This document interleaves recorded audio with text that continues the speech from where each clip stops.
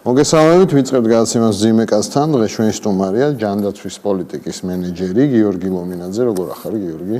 კარგად, მადლობა მოწვევით. მადლობა რომ მოხვედი. მიგ ჯაგერის ფრაზით მინდა დავიწყო. შენ როგორც თავისუფალი ბაზრის ანარქისტს მინდა კითხო რომ თუ ეთანხმები მიგს. ხო, ანუ მიგის პოლიტიკური იდეოლოგიას მე კარგად არ ვიცნობ, რომ ის შემოქმედებით ხარეს ვიცნობ. და ნუ ანარქიაში არ ვიცი კონკრეტულად რა გულისხმობს, იმიტომ რომ ანარქიას სხვადასხვა ადამიანის სხვადასხვანაირად ესმის. ხო, ნუ მე თვითონ ვარ თავისუფალი ბაზრის ანარქისტი. და ვთვლი რომ ეს არის ერთ-ერთი რეალური ფორმა ანარქიის, რომელიც შეიძლება არსებობდეს და რომელიც იქნება ადამიანებისთვის სიკეთის მომტანი. აქედან გამომდინარე, ამ ხრივ შეიძლება დავითანხმო მიგს. რა არის თავისუფალი ბაზრის ანარქია, აი მოკლედ? ანუ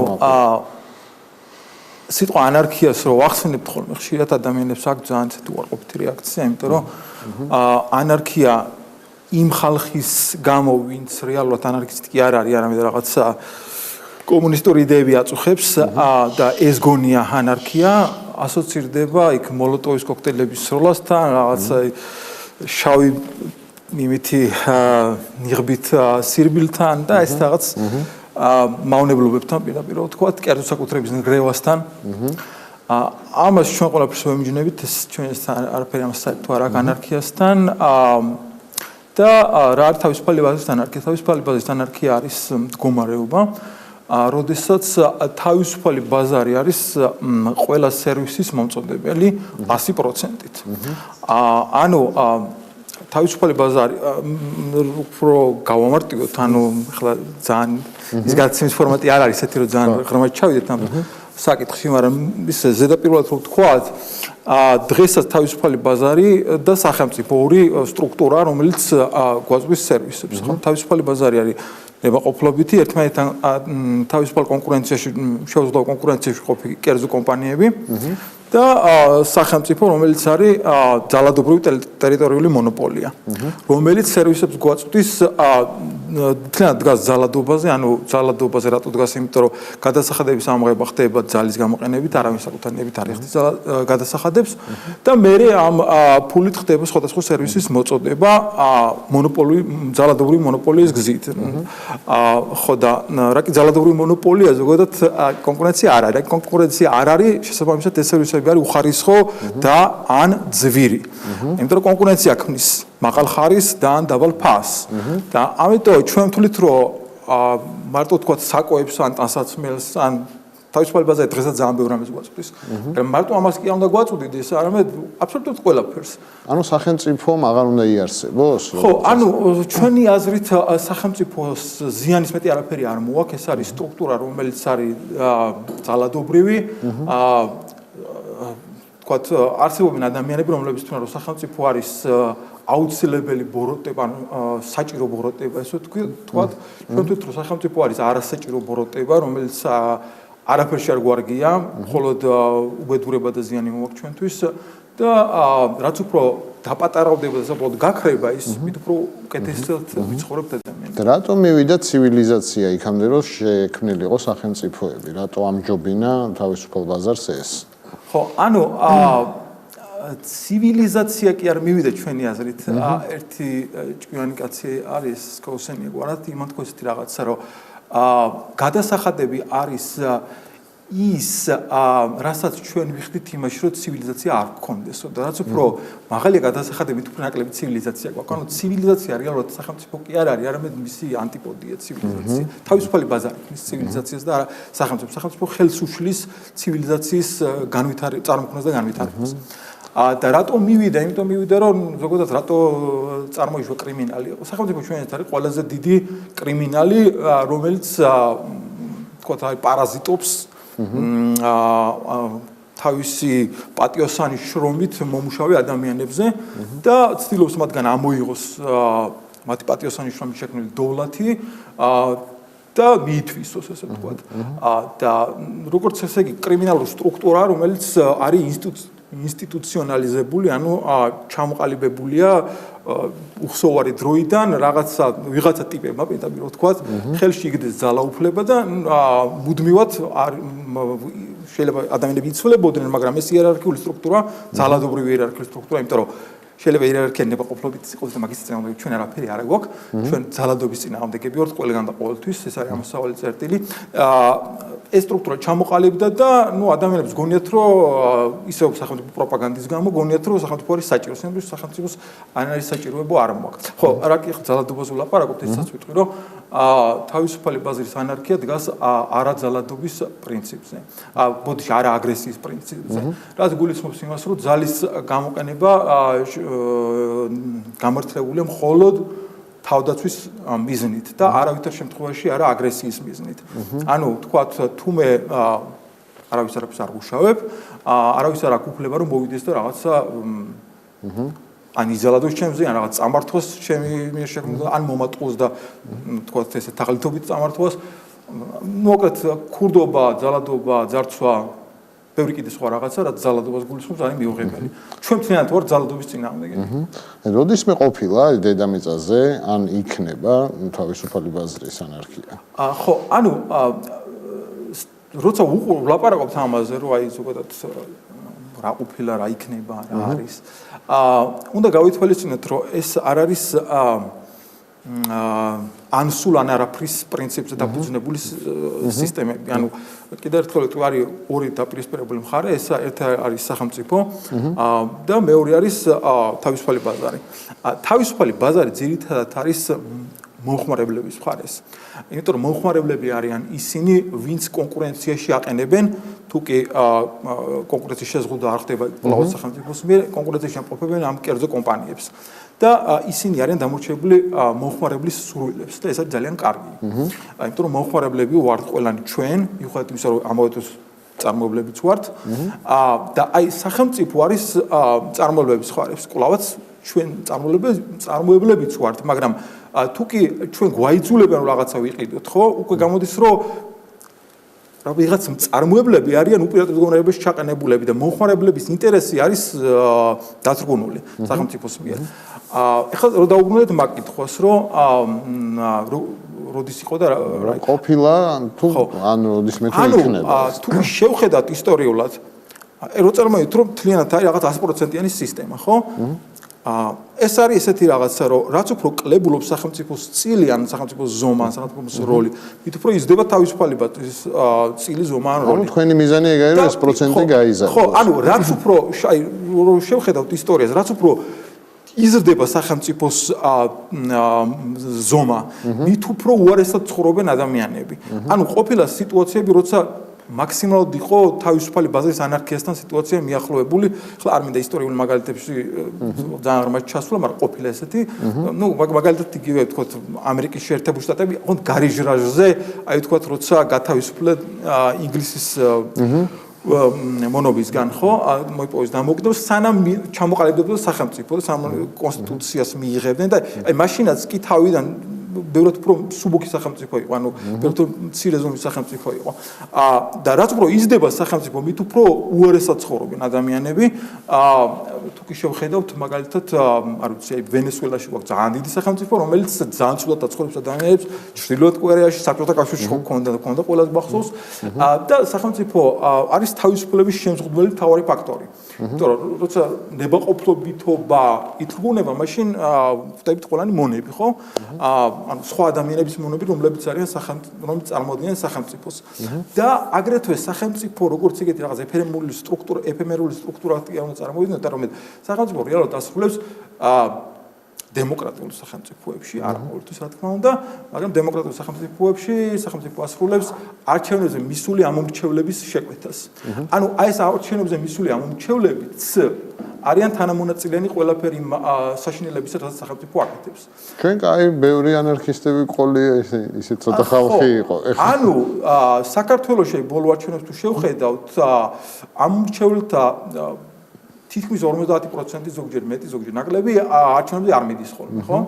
ანუ ეხლა ვერ ვიტყვით რომ ესენი თავისუფალი ბაზის ანარქისტები არიან რა თქმა უნდა გამოვკითხოთ ალბათ უმრავლესი მათგანი იტყვის რომ არა ნუ სახელმწიფო უნდა არსებობდეს ბლა ბლა ბლა რაღაც საჭიროება არსებობს იმისა რომ სახელმწიფო რაღაცა როლი აქვს სახელმწიფოს მაგრამ რეალურად ეს ხო არის საინტერესო რეალურად არის საინტერესო ის ადამიანები როგორ მოქმედებენ ზოგადად თავისუფალი ბაზის ანარქიზმი არის ძალიან მჭიდრო კავშირში ავსტრიულ ეკონომიკურ სკოლასთან მაგრამ ავსტრიული ეკონომიკური სკოლა არის ეკონომიკური სკოლა და ეს არის იდეოლოგიური მიმდინარეობა ამიტომ ერთმანეთში არევა არ უნდა ხდებოდეს ამის ახლა ცოტა ტერმინებში შეიძლება შევიდეთ ნუ თუ რაღაც ზედმეტი ანუ ლიბერტარიანიზმის ერთ-ერთი განშტოება არის თავისუფალი ბაზის ანარქიზმი ანუ ლიბერტარიანიზმი ყოფა ორ ნაწილად არის კლასიკური ლიბერალიზმი ანუ მინარქიზმსაც ეძახიან ანუ მცირე სახელმწიფოს მომხრეობა და მეორე განშტოება არის თავისუფალი ბაზის ანარქიზმი რომელიც ნუ არის ნუ მაქსიმალური თავისუფლების მომხრე როგორც პიროვნულის ისე ეკონომიკურის და რაც შეეხება ვთქვათ რაც შეეხება იმას რომ ვთქვათ აი მომავალში როგორ იქნება და მომავალში არ ვიცი მომავალში როგორ იქნება და დღეს საქართველოში რა სისტემა რას დაარქმევდი რა სისტემა დღეს სახელმწიფო მთელ დედამიწის არა აი საქართველოში რა სისტემაა რას დაარქმევდი ალბათ უფრო არის რაღაც ავტორიტარიზმის ელემენტების მქონე დემოკრატია. როცა დემოკრატიას ვამბობ, ზოგს რაღაც თბილი გზნობები უჩნდება და გონია რომ დემოკრატია რაღაც კარგი რაღაცაა. სინამდვილეში დემოკრატია არის ერთ-ერთი ყველაზე საშინელი წყობა და უამრობა დემოკრატიულმა წყობილებამ მოიყვანა უსაშინლესი ტირანიული ხელისუფლებები, რომლებმაც განადგურეს ყველაფერი და ხალხი გაამათხოვეს და გააღადაკეს. იგივე ვენესუელად დამთავრებული და დაწყებული არის ფაშისტური გერმანიით, ხო? ნაცისტური გერმანიით და კიდევ მანამდეც. ანუ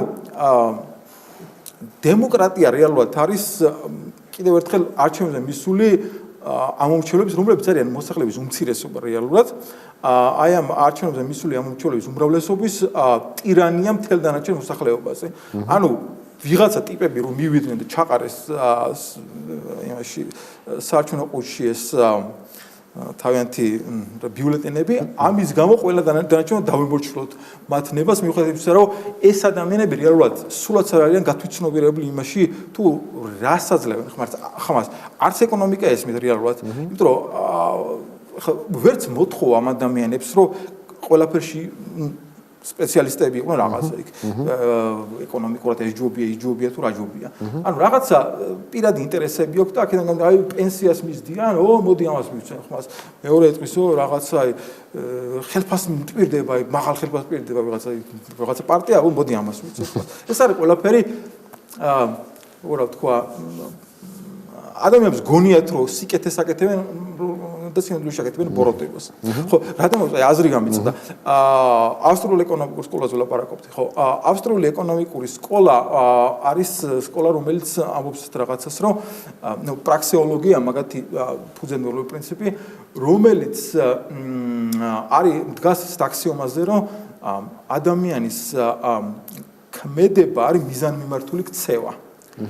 და აქედან გამომდინარე როგორც მათემატიკაში რომ ერთ რაღაცას იტყვი და მე იქიდან რაღაც სხვა რაღაცა გამომდინარეობს მე იქიდან კიდე სხვა რაღაცა გამომდინარეობს აი ესეთი გამომდინარეობები ლოგიკური გამომდინარეობების შედეგად ეს ავსტრიული ეკონომიკური სკოლა ამბობს რომ ზუსტად მაგით რომ ადამიანის ქცევა ადამიანის ქმედება არის მიზანმიმართული ქცევა და ამიტომ ჯობია რომ ადამიანები იყვნენ თავისუფლები და თვითონ ირჩევდნენ რის ყიდვა უნდათ როგორც მომხმარებლებს და ვიღაცა არ აძალებდეს იმიტომ რომ თითოეულ ადამიანმა უფრო კარგად იცის მას რა ჭირდება აი მაგალითად ბლოკნოტი როცა იყიდე შენ შენ ყველაზე კარგად იცოდი რა ტიპის ბლოკნოტი ჭირდებოდა და ვიღაცას რომ ზემოთ სახელმწიფოს ჩინოვნიკს რო ეთქვა რომ აი ყველა მოდი ესეთი ბლოკნოტები იყიდონ ხო მაშინ ხო შენ მაგალითად ვერ იყიდე რაღაც სხვანაირი ბლოკნოტი ანუ და ესე არის ყველა სფეროში ანუ თითოეულ ადამიანად ყველაზე უკეთეს თავად მას რა სჭირდება როგორც მომხმარებელს და ამიტომ ჯობია რომ მომხმარებლები იყვნენ თავისუფლები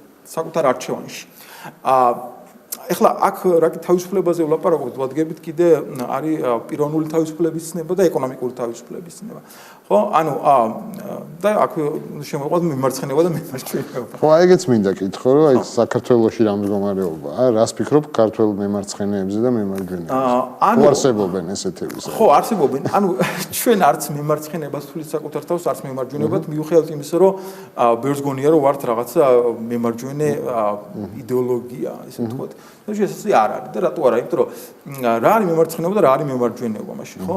მიმარცხენეობა დღეს ყოველ შემთხვევაში ეგრეთ ჩამოყალიბებული არის ადამიანები, რომლებიც თხოვენ მემარცხენეები არიან ადამიანები, რომლებიც თხოვენ უფრო მეტ პიროვნულ თავისუფლებას და უფრო ნაკლებ ეკონომიკურ თავისუფლებას და როცა რაღაცა მეტ თავისუფლებას, იგი სახელმწიფოს უნდა ქონდეს მეტი როლი და უნდა უთრუნავდეს ადამიანებს არჩევანის თავისუფლებას. ეგ არის. და მემარჯვენეები პირიქით ამბობენ, მემარჯვენეები ამბობენ, რომ უნდა ქონდეს ადამიანებს უფრო მეტი ეკონომიკური თავისუფლება და უფრო ნაკლები პიროვნული თავისუფლება. თუმცა ამათ შორის, რა თქმა უნდა, დიდი გადაფარვაა, ზოგს კარგად არც ისმის რეალურად რა არის მემარცხენეობა, მემარჯვენეობა, ნუ ამბობს რომ მემარჯვენეობა სინამდვილეში გაქანებული მემარცხენეებიდან პირიქით, მაგრამ ჩვენ ვამბობთ ეს რამეს, რომ ზოგადად ლიბერტარიანიზმი ამბობს ეს რამეს, რომ უნდა იყოს მაქსიმალური მეტი ეკონომიკური თავისუფლება და მეტი პიროვნული თავისუფლება და ჩვენ ვამბობთ რომ უნდა იყოს მაქსიმალური ეკონომიკური თავისუფლებაც და მაქსიმალური პიროვნული თავისუფლებაც. ახლა აქედან რა გამომდინარეობს? აქედან გამომდინარეობს ძალიან საინტერესო დასკვნები, რომ სახელმწიფო არ უნდა იყოს სერვისების მომწოდებელი, სახელმწიფოს საკუთრებაში არაფერი არ უნდა იყოს, ყველაფერი უნდა დაპრივატდეს და დადერეგულირდეს, იმიტომ რომ მარტო დაპრივატება საკმარისი არ არის, კრონიკ კაპიტალიზმის ღებულობ თუ კი და დერეგულაციასაც არ მოახდენ, ნუ რაღაც ტერმინების ისევ მაქვს, მაგრამ ნუ თუ რაღაცა მკითხე და დავწმუნდები და რა ქვია რაც შეეხება პიროვნულ თავისუფლებას, პიროვნული თავისუფლების სრული პიროვნული თავისუფლების მოხრეებიც ვართ. მაგალითად, ჩვენ ვამბობთ, რომ უნდა იყოს ყველა ნარკოტიკი ლეგალური, არა მხოლოდ დეკრიმინალიზებული, არამედ ეს ცოტა ძნელი წარმოსაქმელია. არამედ ლეგალურიც, იმიტომ რომ ეს არის ნებაყოფლობითი ტრანზაქცია, ანუ ერთი ადამიანმა რაღაცა მოიწია ეს ნარკოტიკი და ყიდის, მეორე სრულიად რო იყიდოს, რატომ უნდა იყოს აკრძალული, ხო? თუ კი ადამიანს აქ არაძალადობის პრინციპი არ ირღვევა, ანუ არავინ არავის არ ძალადობს, შესაბამისად ეს ქმედება არ უნდა იყოს აკრძალული. ანუ ყველა ნარკოტიკი უნდა იყოს ლეგალური, პროსტიტუცია, ბაია პატარა ეკავდა ამასინად და თავგამოდებით ამტკიცებდა, რომ ესო პროსტიტუცია არის კი ესო ქალების რეალური არჩევანიო და მაგ ლოგიკით ყველაფერი შეიძლება გამოაცხადო, რომ ეს ადამიანების რეალური არჩევანი არ არისო და თავისუფლება წაართვა ამ ადამიანებს. ხო, ჩემთვის ეს მიუღებელი ეგეთ რამის თქმა. პროსტიტუციაც უნდა იყოს თლიანად ლეგალიზებული და აი ყველა ნებაყოფლობითი აქტი უნდა იყოს ლეგალიზებული. მაგალითად უფრო შორსაც რო წავიდეთ, მაგალითად ჩვენ მიაზრით მშობლებს უნდა ქონდეთ უფლება რომ გაყიდონ საკუთარი მშობლის უფლებები. მაგალითად თუ მშობელი თulis რომ არ უნდა რომ შვილი გაზარდოს, ეს შვილი, მაშინ და ვიღაცა სხვა წყვილს უნდა რომ შვილი გაზარდოს, სახელმწიფო კრძალავს იმას, რომ იმასაც კი კრძალავს, რომ თავისუფლად მოხდეს გაშვილება. ანუ უდიდესი რიგებია და ამიტომ ეს ბავშვები არიან გამოკეტილი ინსტიტუციონალიზებული ბავშვთა სახლებში. მაგრამ ჩვენ უფრო შორს მივიდეთ, ჩვენ ვამბობთ, რომ თუ კი თქვა უნდათ ამათ, რომ ამ ადამიანებს უნდათ რომ შვილი მათ არ გაზარდონ, ამ ბიოლოგიურ მშობლებს და სხვა ადამიანებს უნდათ რომ ეს ბავშვი მათ გაზარდონ და ისინი არიან გადამხდელები რაღაც თანხის და ესენი ამ სრულები რომ ეს თანხა მიიღონ, ამის სანაცვლოდ რატომაც არა.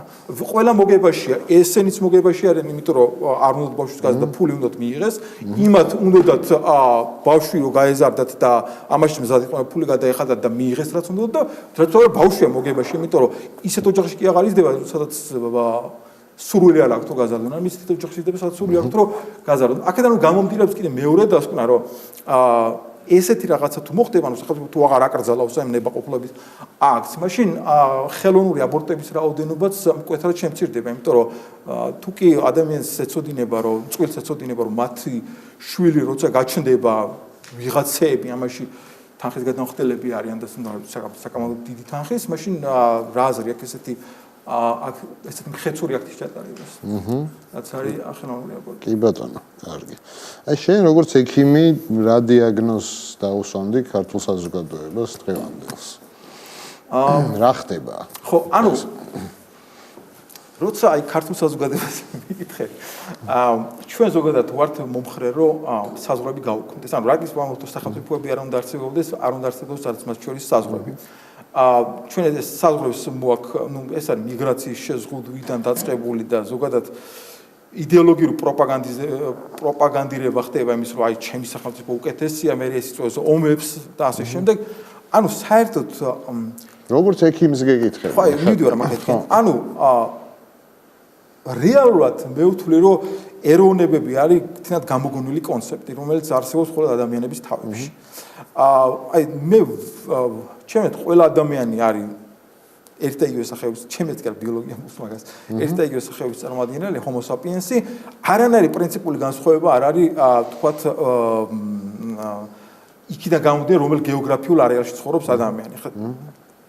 აქედან გამომდინარე, ამ საზღვრებს ზიანის მეტი არაფერი არ მოაქვს.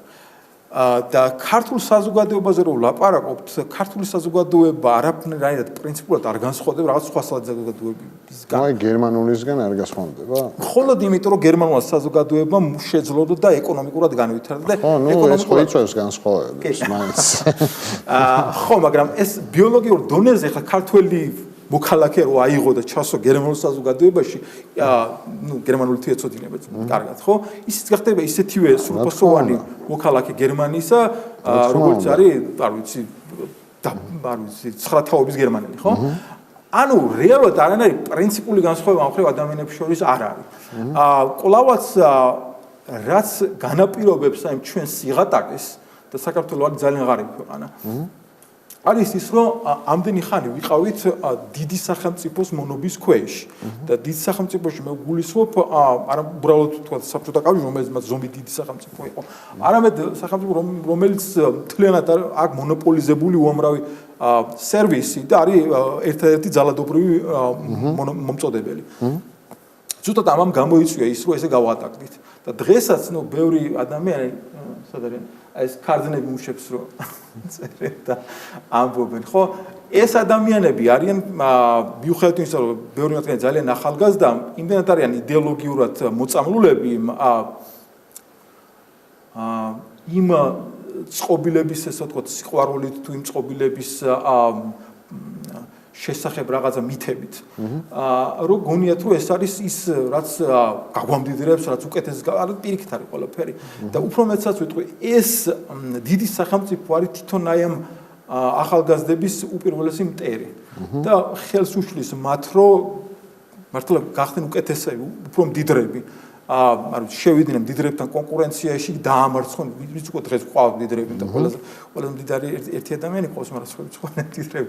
ანუ და კონკურენციის ხელი შეშლილი მთავარი ფაქტორი, რეალურად ერთადერთი ფაქტორი არის სახელმწიფო.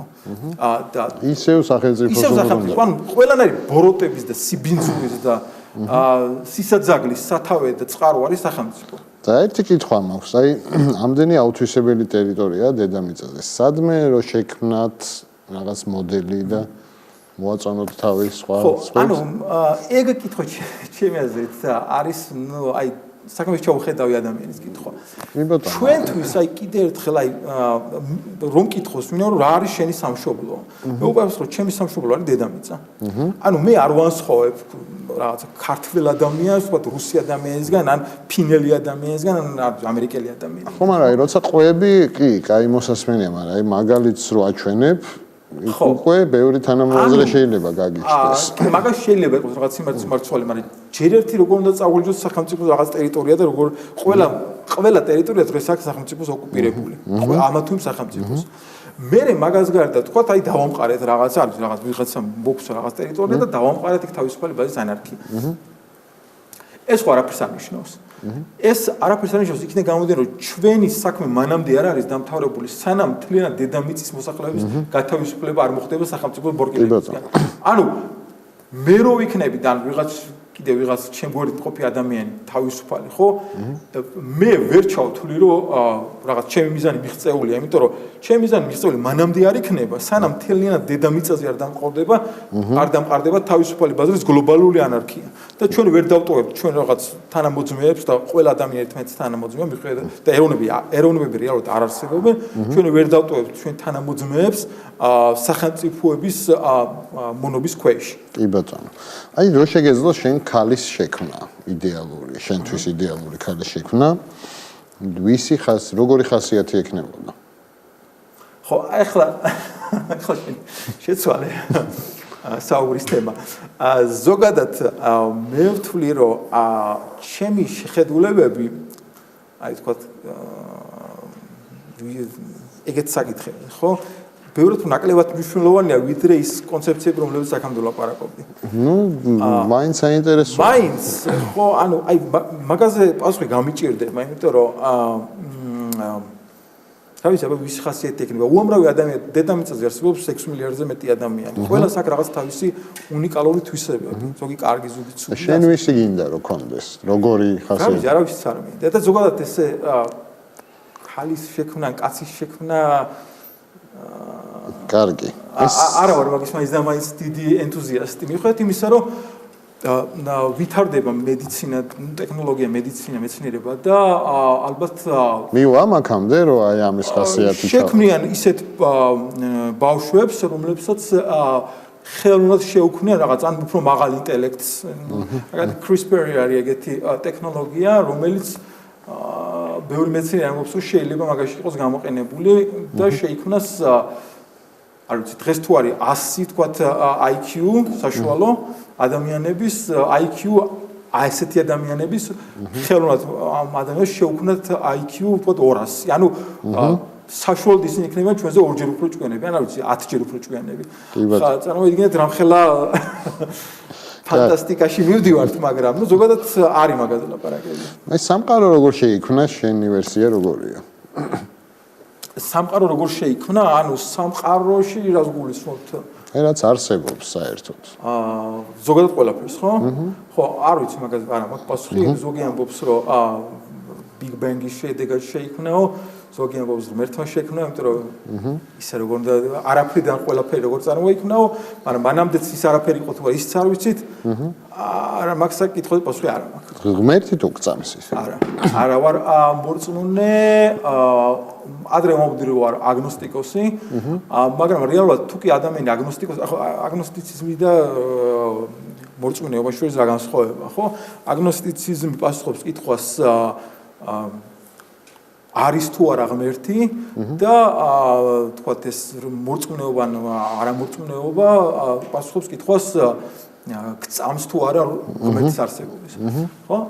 ანუ თუ კი პირველ კითხვაზე პასუხობ რომ არ ვიცი, ანუ არ ვიცი ღმერთი არსებობს თუ არა, ავტომატურად მეორე კითხვაზეც უნდა უპასუხო რომ არა ვარ მორწმუნე. ამიტომ თუ კი რაღაც არ იცი რომ არსებობს, რანაირად შეიძლება ის გწამდეს, ხო? როდისმე თუ დამტკიცდება, ან რომ არსებობს ღმერთი, ან პირიქით. შესაძლებელია. ეს არ არის ისეთი რაღაცა, რაც დამტკიცებადი, ანუ აპრიორი მაგის დამტკიცება არის შეუძლებელი, ანუ ეგ კითხვა თავისთავად არის უაზრესი. ეს არ არის მეცნიერების სფერო. აი მეორედ თუა დაბადება შესაძლებელი. შენ რაც დაიბადებოდი, ან ვინ იქნებოდი? მეორედ დაბადება არ არის შესაძლებელი. აი რო იყოს არა რო იყოს ახლა ბევრი რაღაც შეიძლება. ხო, ნუ გასართობი გადაცემაა ეს. ცოტა ფანტაზიაც. ანუ ვინ ვიქნებოდი თუ რა ვიქნებოდი რა მკითხე? ხო, ვინ იქნებოდი, ან რამე საგანი იქნებოდი, ადამიანი იქნებოდი. არა, ანუ ალბათ რაც ყველაზე კარგად ვიცნობ, ეგ ადამიანად ყოფნა და ისევ ადამიანი ვიქნებოდი. აი საგნებიდან რომელი საგანი იქნება? საგნებიდან საგნად ყოფნის სურვილი მაინც არ მაქვს. აი ადამიანმა რა შექმნა ყველაზე კარგი, ანუ ის რაც ყველაზე მეტად დაეხმარა კაცობრიობას განვითარებაში და რა შექმნა ყველაზე ცუდი. თავისუფალი ბაზარი და სახელმწიფო. თავისუფალი ბაზარი არის ნებაყოფლობითი ურთიერთგაცვლა-გამოთვლის სისტემა. ეს ქმნის ზუსტად დოვლადს, როცა მე ვყიდულობ თქვენგან რაღაცას და თქვენ ყიდულობთ თქვენ ღებულობთ ჩემგან რაღაცას ეს წარმოგვიდგენს და დოვლაც, იმიტომ რომ მე რაღაც თქვათ ვაწარმოე, რაღაც შევქმენი და აღარ მჭირდება ეს და თქვენ პირიქით გჭირდებათ, ჩვენი ურთიერთგაცვლა გამოცვლა ქმნის დოვლაც. ეხლა მე ვგადე ამ გადაცემაში რომ მოვედი, ხო? ამით რაღაც სარგებლობს ღებულობ, რაღაც ჩემი იდეების თქვათ უფრო ფართოდ გავრცელებას უწყობ ხელს და ასე შემდეგ რაღაც ინტერესები მაქვს ჩემი. და თქვენ სარგებლობთ ამით, იმიტომ რომ სტუმარი საინტერესო სტუმარი თქვენ გადაცემაში კარგია, ხო გადაცემის. კი ბატონო. ხო, ანუ ეგეთივე ნებაყოფლობითი ურთიერთობის სისტემა არის თუნდაც თავისუფალი ბაზარი, ხდება გასვლა. სახელმწიფო არის ძალადობრივი სტრუქტურა, რომელიც ადამიანებს აიძულებს, რომ უნდა თუ რაღაც ყიდო, მაინც იყიდონ. კი ბატონო. ამას ეგეთი არ მოვა. პროვინციალიზმად რა მიგაჩნია? რა არის შენთვის პროვინციალიზმი? პროვინციალიზმი ალბათ პროვინციალიზმს შემოწოდებ რაღაც უარყოფით რაღაც მოვლენას. ხო, არ ვიცი, შეიძლება უწოდებ, აი მაგას გეკითხები. ვერცერთს არ მეუბნება პროვინციალიზმი და მაგ სიტყვასაც არ ხმარობ. თუ კი რაღაც უარყოფით მოვლენებზე ვილაპარაკებთ, რა არის თქვა ცუდი არის ძალადობა. არა, ეგ ხო. ძალადობა არის მიუღებელი ყველგან, ყოველთვის ყველაფერში. ოჯახური ძალადობა მიუღებელია, სახელმწიფოს მხრიდან ძალადობა მიუღებელია, გადასახადები რომლებიც ძალადობით ამოიღება. მიუღებელი ყველაფერი რაც ძალადობაზე დგას არის მიუღებელი. თუ პროვინციალიზმი არის რაღაცა ცუდი რაღაცა, ალბათ ძალადობის მომხრეობა შეიძლება უწოდოს. კი ბატონო. მაგრამ არ ამგონია პროვინციალიზმი. აი დღევანდელ ჯანდაცვის სისტემას როგორ შეაფასებდი საქართველოში? დღევანდელი პრობლემა რა არის? ნუ გასაგებია თავისუფალი ბაზარი, მაგას რო შევეშვათ, აი რეალობიდან გამომდინარე. ხო, მე ილიას სახელმწიფო უნივერსიტეტში ვაკეთებ სადოქტოროს და ჩემი სამუშაო თემა არის თავისუფალ ბაზარზე დაფუძნებული ჯანდაცვა. ანუ ჯანდაცვას ისეთივე სერვისი როგორც ნებისმიერი სხვა და ჩვენ ვთვლით რომ მაგასაც უნდა გვაწყვეტდეს თავისუფალი ბაზარი, ანუ ერთმანეთთან შეუძლია კონკურენციაში ყოფ კერძო კომპანიები და ადამიანები, კერძო ადამიანები და არა სახელმწიფო ძალადობრივი მონოპოლია ან კერძო კომპანიები, რომლებიც არის სახელმწიფოსგან სუბსიდირებული, ის კვლავაც გადასახადებით ან ჩაყენებელი უპირატეს მდგომარეობაში რეგულაციებით, რომლებიც ზღუდავენ კონკურენციას. აი უკანასკნელს რეალობიდან გამომდინარე რა პრობლემები არსებობს. ეგ გასაგებია, რომ თავისუფალი ბაზრისკენ გინდა, რომ თავისუფალი ბაზარი არის, თავისუფალ ბაზარზე დაფუძნებული ჯანდაცვა არის საბოლოო მიზანი. ხო. და დღეს პრობლემები არის ზუსტად იმიტომ, რომ თავისუფალი ბაზარი გამდევნილი ჯანდაცვის სისტემიდან და ჩვენი ძვირფასი მინისტრი ბატონი დავით სერგენკო სულ უფრო და უფრო მეტად ცდილობს, არც მანამდე არ ბრწყინავდა თავისუფალი ბაზრის სიჭარბით ჯანდაცვის საქართველოს ჯანდაცვის სისტემა, მაგრამ დღეს სერგენკო კიდევ უფრო მეტად ცდილობს, რომ რაც შეიძლება ძალადობრივად მონოპოლიზებული გახადოს ეს სისტემა და ამან გამოიწვია ზუსტად ხარისხის დაბლადაცემა და ფასის მაღლა წასვლა და ამიტომ მუდმივად სახელმწიფო ასხამს ამ გადასახადების გადამხდელებისთვის წართმეულ ფულს, ანუ ბიუჯეტიდან ამოღებულ ფულს ჯანდაცვაში და ეს ჯანდაცვაზე კიდე მეც ცხოვრობს, იმიტომ რომ სულ უფრო და უფრო მეტი ადამიანი ითხოვს ამ უფასო სერვისებს, ჭირდება არ ჭირდება მაინც ექიმები პირიქით, ექიმები არიან სურველები რომ მიაწოდონ ეს ჯანდაცვის სერვისი, იმიტომ რომ მაგათგან რა მიდის მაინც გადასახადების გადამხდელები იხდიან ამ ფულს და მოკლედ ესეთი საშინელი სისტემა შექმნილი, რომელიც მთავარი არსი არის ზუსტად ეგ, რომ სისტემას არ აქვს არანაირი მთლიანად არის დაკარგული მომხმარებლის სურვილი და მომხმარებლის კონტროლი ამ სისტემაზე, იმიტომ რომ მომხმარებელი არის პაციენტი რეალურად ამ შემთხვევაში და პაციენტი არის მთლიანად გამოტიშული აქედან. პაციენტს უბრალოდ ეუბნებიან, რომ აი რაზეც გინდა ხელი დაადი ამას მიიღებ, ნუ ეხლა კი წავიდა სერგენკოს თუნდაც უნი აიძულეს და ამ უნივერსალური ჯანდაცვის სისტემიდან გადადის უკვე მიზნობრივ ჯანდაცვაზე. ეგეც რამდენად გადადის არ ვიცი და რამდენად სწორად გადადის, იმიტომ რომ ბევრ რაღაც ისეთ ჯგუფებს აფინანსებს ჯანდაცვას, რომელსაც არ უნდა უფინანსებდეს. ხო, ერთ კიდე რა მინდოდა მე თქვა. სახელმწიფო არის სისტემა, რომელსაც ბევრი უყურებს როგორც აი განსაკუთრებით მემარცხენეები, რომ ეს არის სისტემა, რომელიც მდიდარს არის, რაღაც არსენ მარაბდელი ან რობინ ჰუდი, რომელიც მდიდარს ართმევს და ღარიბს აძლევს. არაფერი არ შეიძლება იყოს სიმართლისგან უფრო შორს. რეალურად სახელმწიფო არის სისტემა, რომელიც ართმევს ღარიბებს და აძლევს მდიდრებს.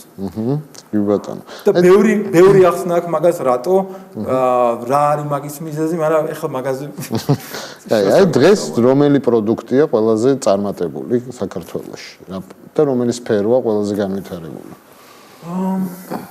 ის სადაც სახელმწიფო არ მავნებლობს, რა თქმა უნდა. აი რომელი? ნუ კერძო სექტორში უნდა ვიმოძრაოთ. ხო, ანუ კიდევ ერთხელ კერძოობა არ არის ჩვენი მიზანია თავისუფალი ბაზარი, მაგრამ კერძო აი რომელი პროდუქტი მოგწონს, აი მაგალითად რომელი მურაბა ან რომელი სპექტაკლი ან რა მოგწონს? ხო, ნუ ბევრგან არის რაღაც წარმატებული სფეროები, ის რომელიც მომხმარებლის ინტერესებს აკმაყოფილებს, არის კვების წარმოებიდან დაწყებული და დამთავრებული რითი ვთქვათ, ანუ მაინც კვება. რაც ელემენტარულ მოთხოვნილებს ადამიანებს უკმაყოფილებს, ხო? რაზეც ადამიანები საკუთარი ნებით ხარჯავენ ფულს, ის სფეროებია განსაკუთრებით წარმატებული და სადაც მათ ახარჯვინებს ფულს სახელმწიფო ძალადობის გამოყენებით, ის სფეროები განსაკუთრებით წარუმატებელი. ნუ ზოგს გონია რომ რაც უფრო მეტ ფულს ჩავასხამ რაღაც სფეროში ან ბიუჯეტის ფულზე ლაპარაკი, ანუ გადასახადების განახორციელებისთვის წართმევ ფულზე, მით უფრო უკეთესი სისტემა შეიქმნება. მით უფრო უკეთესად მოგვეწოდება ეს სერვისები. ეგ ეს არის უდიდესი ტყუილი. აი განათლების სისტემაში სახელმწიფო ასხამს უდიდეს ფულს, მაგრამ იმიტომ რომ განათლება არის მონოპოლიზებული, სახელმწიფო ძალადობრივად მონოპოლიზებული სახელმწიფოს მიერ, განათლება არის კატასტროფულ მდგომარეობაში. მიუხედავად იმისა, რომ ამდენი ფული ჩადის განათლებაში. იმიტომ რომ კონკურენცია არ არის და კონკურენცია თუ არ არის, რა უნდა შექმნას მაღალი ხარისხი და დაბალი ფასი. კი ბატონო. კარგი, კვერცხი იყო ჯერ თუ ქათამი, ბევრს ვეკითხები ამას. ხო, ეგ კითხვა არის უაზრო. რატოა უაზრო? ხა გეტყვი რატომაც. ანუ კვერცხი არის, თქვათ, ქათმის განვითარების ადრეული სტადია. მეტი არაფერი არ არის. ანუ იქ ჩანასახე, რომელიც იზრდება, მე გატეხავს ნაჭურს და გამოვა და ხდება უკვე, თქვათ, ზრდასრული. ვინ დადო ის კვერცხი? ხო, ანუ ეს ერთიანი სისტემაა, ხო? ანუ როცა შეიქმნა ეგ ბიოლოგიური რაღაცა სახეობა, უკვე მასში იდო რომ განვითარდებოდა ეს, რომ ჯერ იქნებოდა თქვათ განვითარების ადრეულ სტადიაზე, მერე გამრავლდებოდა, შექმნიდა პატარა შთამომავლებს, რომლებიც ასევე განვითარდება. ანუ ეს არის ერთიანი ციკლის სხვადასხვა სტადიები და მეტი არაფერი. ანუ ციკლის ადრეული სტადია იყო თუ გვიანი სტადია, მაგაზე რანაც შეიძლება უგასხოთ. გვიანი სტადია ქმნის ადრეულ სტადიას, ადრეულ სტადია ქმნის გვიან სტადიას და ასე შემდეგ. კაი. აი საქართველოს მთავრობას რას ეთყოდი ძალიან მოკლედ, თუ გაქვს რამე სათქმელი და სახელმწიფოს მთავრობას ვეთყოდი რომ მოეშვან მავნებლობას, ისწავლონ რეალური ეკონომიკა და იმის ნაცვლად რომ ადამიანებს ხელს უშლიდნენ არჩევანის გაკეთებაში გავიდნენ საერთოდ და მისცენ ადამიანებს მომხმარებლებს უბრალოდ თავად იყიდონ ის სერვისი რის ყიდვას უნდათ. შეამცირონ ან საერთოდ ნოლზე დაიყვანონ გადასახადები, გააუქმრონ რეგულაციები იმის ნაცვლად რომ ახალი რეგულაციების მოთხოვნით გამოდიოდნენ, შეწყვიტონ კერძო სექტორის სუბსიდირება, იმიტომ რომ ამას სიკეთე არ მოაქვს და მხოლოდ ამის შემდეგ გაიზრდება ეკონომიკა და გავხდებით ყველანი უფრო მდიდრები და აი რომ შევნატეთ იქ რაღაცა განვითარებულ ქვეყნებში აუ რა კარგად ცხოვრობს ხალხიო ის ხალხი კარგად ზუსტად იმიტომ ცხოვრობს რომ სახელმწიფო ნაკლებად უშლიდა ხელს მათ გამდიდრებაში რაც უფრო ნაკლებად შეგვიშლის ხელს სახელმწიფო გამდიდრებაში მით უფრო კარგად ვიქნებით და მით უფრო მალე ვიქნებით კარგად ძალიან დიდი მადლობა რომ მოხვედრით და წარმატებებს გისურვებ.